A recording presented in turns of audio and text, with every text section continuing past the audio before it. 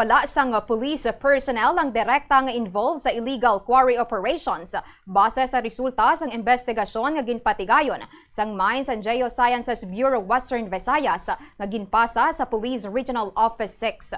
Suno kay Police Brigadier General Randolph Atuanyo, ang Regional Director sang PRO 6, wala sang nakita nga ebidensyang nasambit nga ahensya nga mayara sang police personnel ang involved sa illegal quarry operations.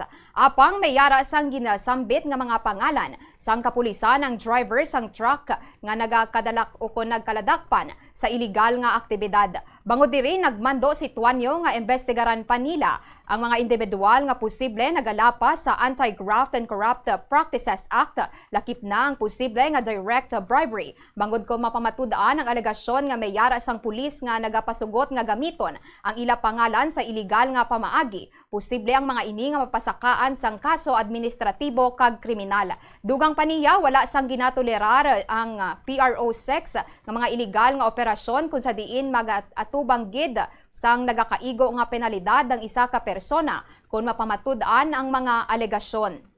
Kanina lamang po, kausap natin yung taga Mines and Geosciences Bureau, yung MGB.